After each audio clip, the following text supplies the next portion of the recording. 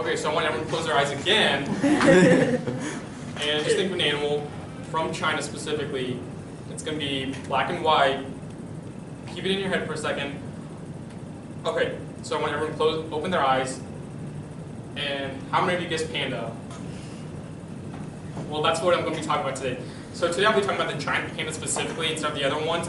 And I'm going to be talking about what their characteristics are specifically, their habitat, and right now what the endangered list is and how they're really working around in society in general. So moving on, starting off with the background knowledge. Well, now why would people call it the panda specifically? Like, why wouldn't they call it something else like the lion or anything else? Now, we hear the word panda, and what do you all think about this thing, right? Well, according to the Merriam-Webster Dictionary, the word panda itself first appeared in Europe in 1825. The French naturalist who published the picture, Frédéric Cuvier, does not tell us where he found the word, but it is assumed to be from the language of Nepal. So by in 1825, people had heard about panda, but it was specifically in Europe, not anywhere else, not in the West, just in Europe and China, where it was specifically located. So by 1825, not that many people exactly knew what a panda was or what it meant. However, the people in Nepal knew exactly what it was. The main reason the panda is called panda is because it took a form of what the Nepalese called it, which was Nagalia Panya, which means eater of bamboo. Pandas love bamboo, as you've all heard, which makes a lot more sense when you think about it. Until 1869, pandas started to be heard around the world. Many had heard about it thinking it was some great beast, but until 1869, the West specifically really had no idea what exactly a panda was. That's when it actually started shifting from being in the European area into the America, into Canada, and Mexico, and that kind of general area.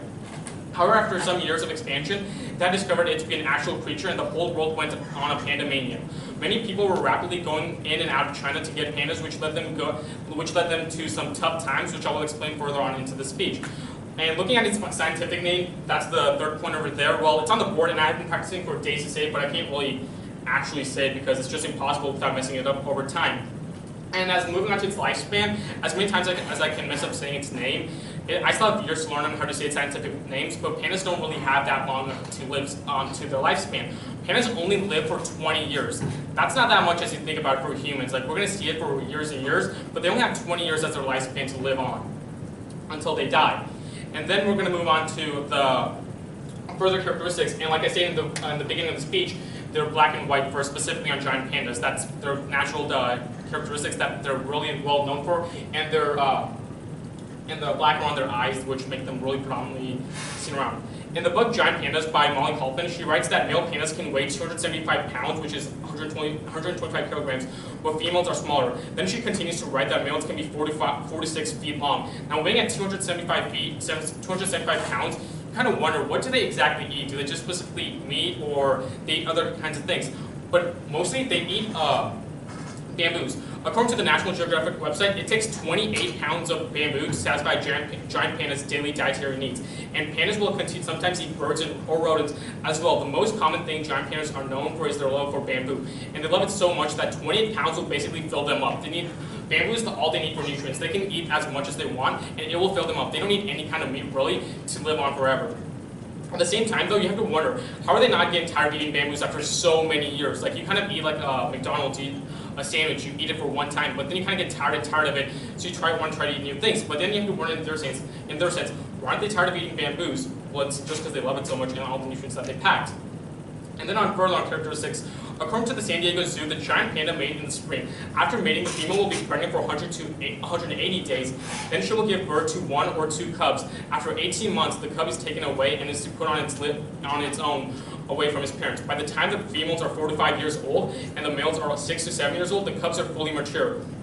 So just after 18 months, they're taken away from their parents, and they're supposed to just live on their own. They aren't really taught that much, but they're supposed to be grown really fast, up to 4 or 5 years as it's stated in females, and 6 to 7 years old. That's when they can actually go on their own, they can live on their own, they can do this stuff on their own, and they don't really actually need any kind of guidance anymore to sustain themselves. Now, growing up, pandas tend to just ease their way into life. An organization known as Pandas International stated that older giant pandas spend most of their time eating or sleeping. Younger ones like to play. They play with other giant pandas, running, chasing each other, climbing trees, and tumbling on the ground. When I was writing this presentation, I was really hoping I was a panda because that sounds a lot of fun right now.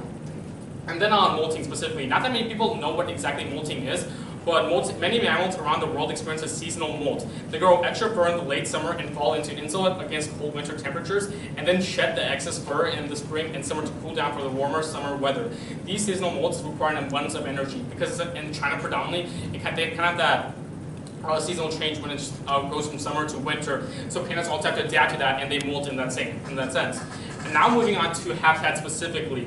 And before pandas were even put on the endangered list specifically, they were mostly found in China, Vietnam, and Myanmar.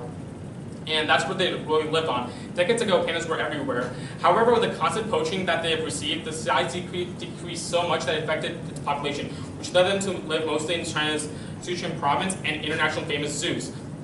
While pandas prefer to live on high bamboo forests that are cool and wet, the prime continent they live on currently is in China. China offers a high mountainous regions in central China. The main reason for pandas loving China so much is because it offers a high terrain they love to live in.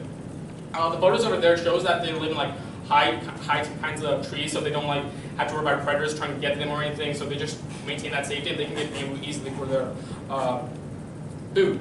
And on loners, pandas don't really like living with each other. They are really territorial, and they will fight for their territory. On average, a giant panda's territory is about 1.9 square miles. They mark their territory like every other animal does, and they tend to see or smell other pandas in their territory. They will attack them or try to scare them away from its area and whatever they want, and they will fight over anything they want. In that sense, the only time pandas actually go out of their territory or let other pandas come in is on mating season specifically. And then moving on to the endangered aspect of this speech is the current status. Right now, pandas in 2017, on 4th of 2016, pandas were taken off the endangered list and put on the vulnerable list. What this means is that they are in high risk of becoming endangered again. This will not last until last year pandas actually became off the endangered list. They were put in the endangered list in 1984. It took about 32 years before they were actually put into the endangered list, put them at a high risk. And so the many reasons why pandas were put at the endangered list were because of population, habitat destruction, food shortages, and climate change. Specifically focusing on population, the population of pandas currently is rising. However, in a group study done by the World Wildlife Fund, found out that in 2014, there were only 1,864 pandas in the world. Now to some, that's not a lot, but in the late 1970s, there were only 1,000 pandas. That's not a lot. The reason the number was so low was because the animals were gradually losing their habitats. Now, the reason the habitat was such a big reason was because of habitat destruction. Habitat destruction is one of the leading causes to animals going extinct. China is a really big country. That wants to further its expansion, and the only way of doing it is that by taking over land that animals live on. China's continued to do that for decades to just have animals such as pandas to go on the endangered list. Now, China has realized that their beloved pandas at a low population rate, and has actively created ways such as opening up conservations for pandas, opening up new zoos, letting them go out of the country, trying to keep them safe. Now with habitat destruction, it kind of leads to food shortages. Pandas rely heavily on bamboo, and without that, they can't really survive. It's kind of logically thinking about it. If you take away some pandas' habitat, the food's going to go away. And while an increasing panda population is good for now, it's predicted that climate change will eliminate over 35% of the pandas' habitat in the next 80 years. So it might seem like, oh, they're actually kind of increasing, but in the future relevance, the climate change is actually going to hurt their habitats, which is going to decrease their population. And just for a fun fact, the first panda came to the United States in 1936. Its name was Su Lin, and come to a zoo in Chicago. It took another 50 years before a new panda could even come to the United States. So there was a long gap before anything new could come.